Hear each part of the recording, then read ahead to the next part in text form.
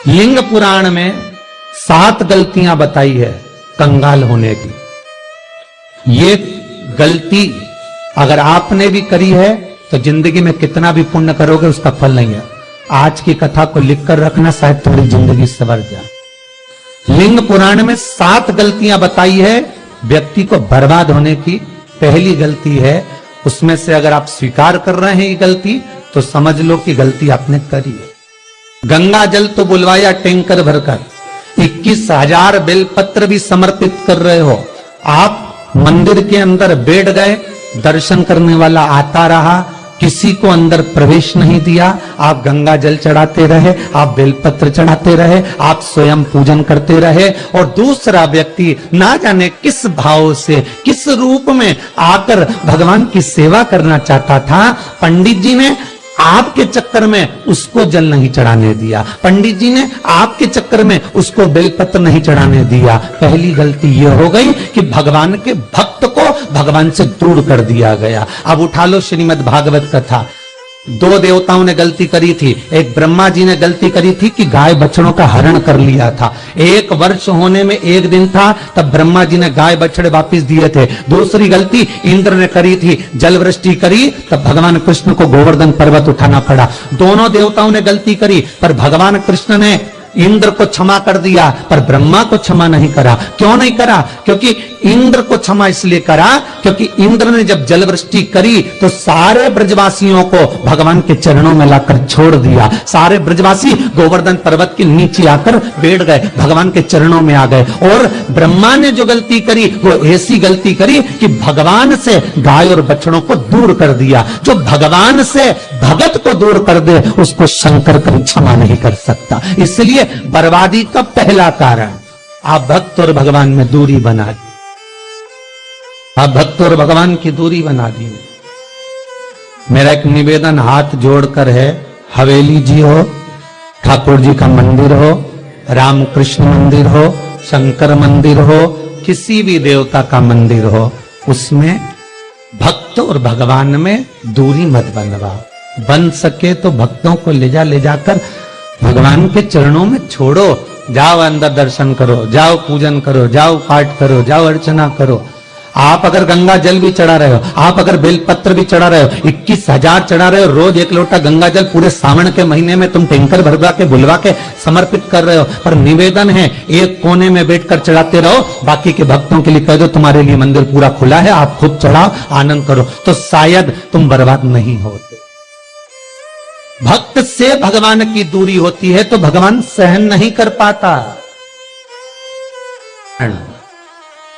भगवान की जब पूजन कर रहे हो, 21,000 बेलपत्र चढ़ा रहे हो, गंगा का जल चढ़ा रहे हो, चंदन चढ़ा रहे हो, अबीर चढ़ा रहे हो, गुलाल चढ़ा रहे हो, तो तुम्हारे भीतर ये अहंकार, जब तुम पूजन करके उठो तो उठते समय तुम्हारे भीतर अभिमान नहीं होना चाहिए कि मैंने जो अनुष्ठान करा उसके बराबर कोई नहीं कर सकता। वो अभी लंका अधिपति रावण की सोने की लंका हनुमान नहीं जला सकते थे। सब्सक्राइब करें हमारा संहिता उठाइए बेल आइकन दबाएं और रावण संहिता को उठाकर पढ़िए। हनुमान जी सोने की लंका नहीं जला सकते थे। फिर क्यों जल गई? किस लिए जली वो सोने की लंका? केवल कारण इतना था कि रावण जब शंकर की पूजन कर कर उठता था सब्सक्राइब करें तो शंकर भगवान से एक शब्द कहता था, भोलेनाथ तुम्हारे सारे भक्तों में मेरे जैसा भक्त कहीं नहीं मिलेगा जो तुमको अपने हाथों पर उठा लेता। बस वो अभिमान ऐसा था कि सोने की लंका जल गई, नहीं तो किसी की सामर्थ्यता नहीं थी कि सोने की लंका जले।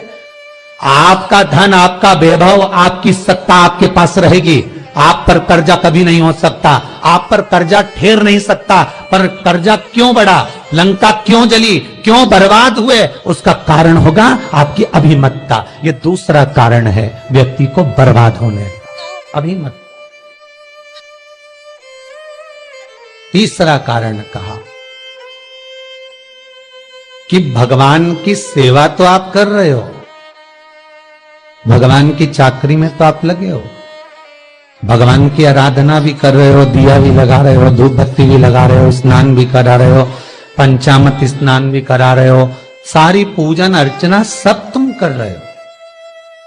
पर हो सकता है इस पूजन अर्चना में आप केवल 3 घंटा पूजन करते हो और बाकी के समय किसी न किसी की जीवात्मा को दुख पहुंचा रहे हो। एक कथा में एक बात कही थी कि भले मंदिर में दिया मत लगाओ, भले मंदिर में जाकर धूप बत्ती मत जलाओ, भले मंदिर में जाकर भोग मत लगाओ, भले मंदिर में जाकर जल मत चढ़ाओ, कुछ मत करो, भले भगवान को नए कपड़े मत पहनाओ, भले तुम्हारी मर्जी पड़े भगवान को भोग मत लगाओ, पर शास्त्र कहता है कुछ मत करो, पर एक काम जरूर करना कि किसी के चेहरे पर प्रसन्नता ला देना तो मंदिर में दिया जलाने के बराबर होगा। किसी के चेहरे पर चमक ला देना, प्रसन्नता ला देना तो अगरबत्ती लगाने के बराबर होगा। किसी गरीबड़े के, किसी दुखी के चेहरे पर अगर तुमने प्रसन्नता ला दी तो वो भगवान को कपड़े पहनाने के बराबर होगा। मालूम पड़े तुम मंदिर में पूरी सब्जी बांटो, मंदिर में भोजन कराओ, मंदिर में सारा पकवान चढ़ाओ,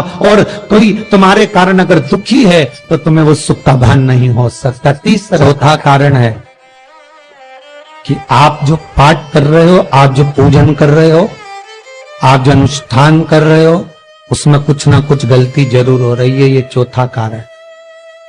एक बार पूरे घर के लोगों को बिठाओ, अपने घर के लोगों को, मम्मी से पूछना, मम्मी तुम कौन कौन सा पाठ करती हो? एक बार मम्मी से पूछना। फिर एक बार पापा से पूछना, पापा आप कौन कौन सा पाठ करते हैं सुबह? फिर बहू से पूछना, भाभी आप कौन कौन सा पाठ करती हो? फिर छोटी दुल्हन से पूछना, छोटी दुल्हन तुम कौन कौन सा पाठ करती हो? भैया आप कौन कौन सा पाठ करते हो? आप कौन कौन सा पाठ करते हो? पूछना। जब घर के अंदर बड़ी बहू अलग तरह का पाठ कर रही है, छोटी बहू अलग तरह का पाठ कर रही है, मंजली बहू अलग तरह का पाठ कर रही है, माँ अलग तरह का पाठ कर रही है, पति अलग तरह का पाठ कर रहा है, तो उसका जो प्रभाव है, कौन सी चीज कहां टकरा रही है जिसके कारण घर में रोग इतना है कि कोई सही होने वाला ही नहीं है। और वो कारण आपको दुख की ओर लेकर जा रहा है, बीमारी की ओर लेकर जा रहा है। चौथा कारण है आपका मंत्र जाप, आपका स्मरण, आपका भजन, आपका पूजन कहीं गलत जरूर है। 5वां सूत्र है, महाराज हमने जो दान किया, हमने जो पुण्य किया, हमने जो सत्कर्म किया, वो किस जगह पर लगा?